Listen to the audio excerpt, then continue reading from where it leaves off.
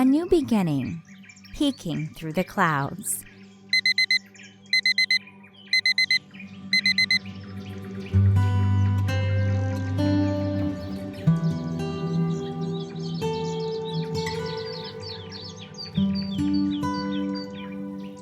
It's what so many of us look forward to each day, that fresh start. And it couldn't be truer for Austin Marsh.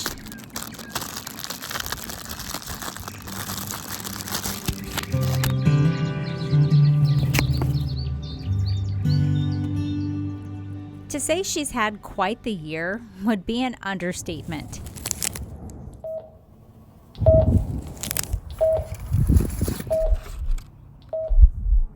It all changed 2 summers ago as she was rushed to the hospital. Definitely was not expected. Yeah. Actually went into the ER for a gallbladder attack, and they're like, "Oh yeah, you don't need it out, but congrats." And I was like, "What do you mean?" And they're like, "Oh yeah, you're 7 weeks pregnant." And I was like, "No, I'm not." And they're like, "Yeah, you are." And I was like, "Oh great!" Immediately started crying. Those tears becoming tears of excitement. She embraced it all.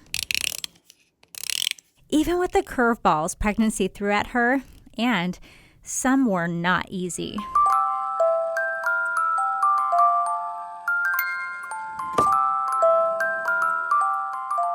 Had a few complications like gestational diabetes and having my gallbladder out at 20 weeks and Oh my gosh. iron infusions. Just all these things. All of them. Yeah. And iron infusions for about 3 weeks every single day. And then everything was fine.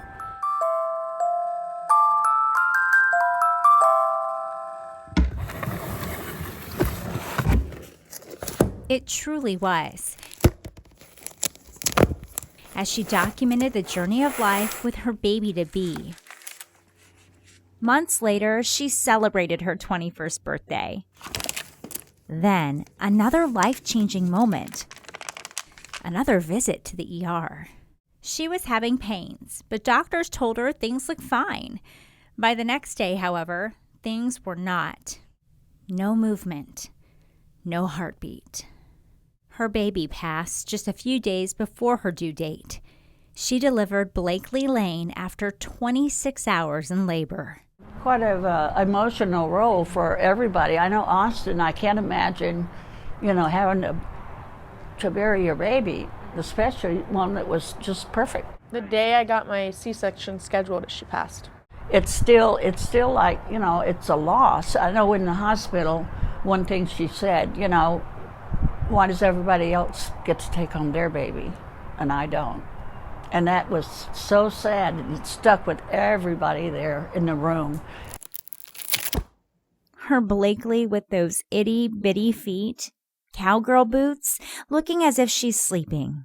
Even wearing the same white gown her mom wore as a baby, the one she'd eventually be buried in. Yet, as tough as this moment was, Austin says she was not prepared for what was next. My grandpa had to unpack my entire hospital bag and repack it, making sure there's absolutely no trace of welcome home. And yeah, we had to go home and take all the things we had for the baby and put them in boxes because, nobody tells you that you're not coming home with a baby. Yeah, and then my grandpa had to hide the pack-and-plays, the beddings for the crib, the stroller, the car seats, the everything. Bottles.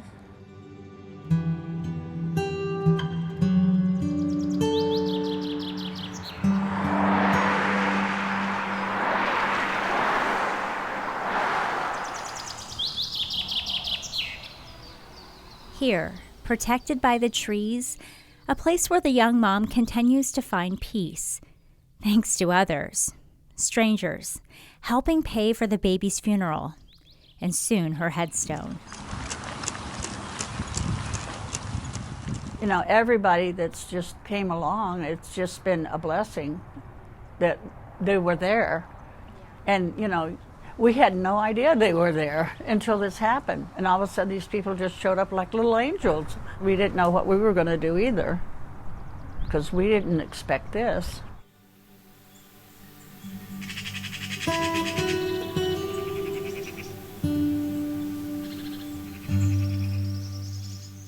certainly something unexpected for so many other lives too. Also honored here in this circle, toys and trinkets that would have gone to birthdays and celebrations now lay across the graves of these babies and toddlers. Tucked away in the far back, though, a tiny tractor for a tiny angel. Back in 2018, my husband and I, we found out we were expecting our first baby. It was a boy, and we were just over the moon. My husband's a farmer, and it was just his dream to raise a little boy, to love the farm as much as he does. And so we were just ready and thrilled.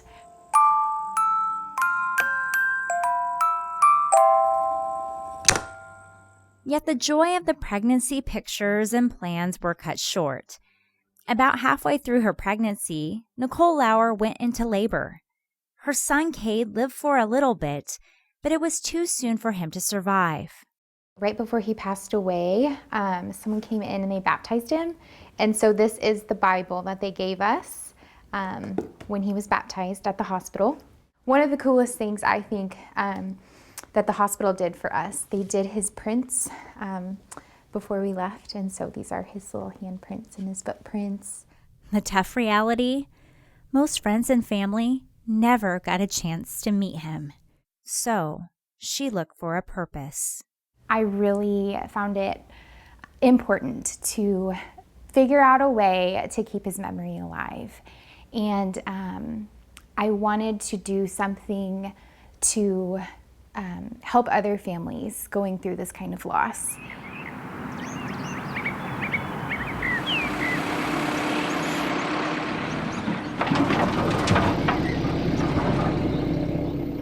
She wasn't quite sure how to do it until one visit here.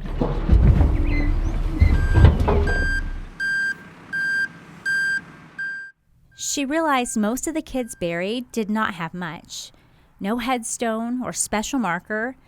Nicole wanted to change that, so she started asking folks if they could help. My goal, all I wanted was to help one family pay for a headstone for their baby. And we raised enough money in less than 24 hours to help 13 babies have their own special headstone. Some of them were siblings, but we helped pay for 13 babies to have a special place. Hi! Awesome! Thank you, Nicole. Thank you. It's helped so much. It's been wonderful. It's been wonderful. I don't know how, I get mixed emotions when I get the invoices that you sent me, because it's like, I'm glad that we can help, but then at the same time, like, I get really emotional at the same time because I don't want it to be used, but I'm glad that we can. I know. And it helps so much. You should see the families. They're so happy. It's just like a big relief for them because they just lost their baby and they've got hospital bills and everything. Yeah. So, It may not seem like a lot, but to go visit your baby at the cemetery and to see their name, on their headstone, and to have a special place just for them is huge, especially for families that have gone through something so horrific.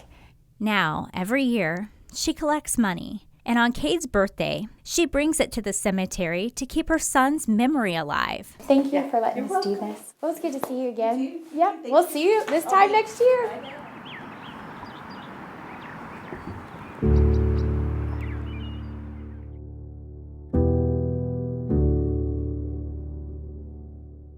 As the seasons go by, there is one constant, a perfect gesture for a boy resting with rows of children in front of him, as if he's looking over his friends, gone too soon.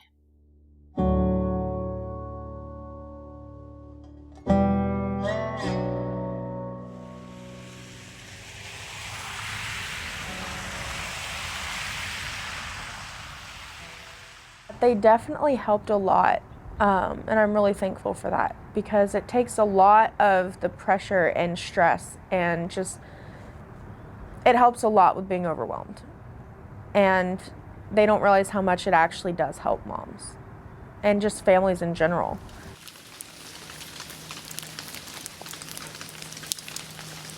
That one, which is my absolute favorite. because I was like, oh my goodness, her feet are so perfect. Yeah. And her little fingers. No family really plans for this to happen. So no family really saves up for this to happen. And funerals aren't cheap, and burying a baby is not easy mentally, financially, or physically. And so that helps a lot, that they not only help during the loss, but they also check on you months after.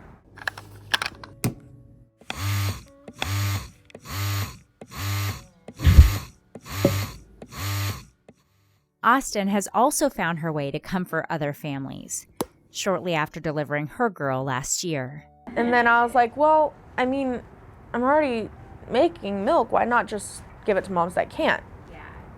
And we had a lady that came by and She picked up like 45 to 50 bags just within the first week or two of me doing it.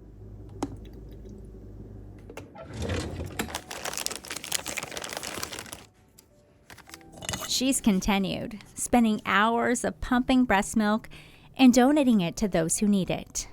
I don't want to say satisfying to do it, but it's satisfying knowing I'm helping another mom. I've always been an oversupplier with milk. It's like 12 ounces each pump, and that's like every 2 hours. So it's like, okay, cool, I'm not complaining at all. A little something this young mom hopes her daughter would be proud to see.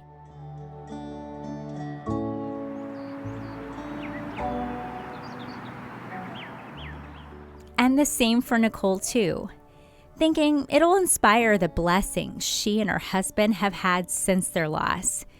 2 sweet little girls, and the signs are like something from above. We have 2 girls since KAKE passed away, and our almost 4-year-old was born the same hospital. We were there exactly 1 year later after we lost KAKE. Yes, it was extremely special. And then when we found out we were pregnant with our 1-year-old, it was on the same day that we found out we were pregnant with KAKE. And so it's amazing how it's worked out. But we have 2 beautiful girls. While Big Brother is not here with them, he's definitely a guardian angel.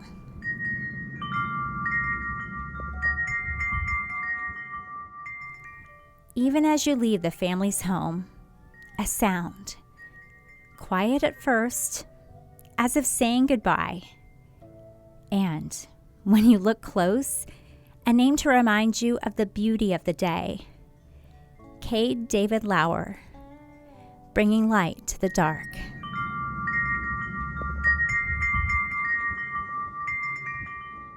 You know, I really hope that takes a little bit of that pain away. I know it will never take it all away. You know, they lost a child, and I can't fix that, but I want to help in any way I can.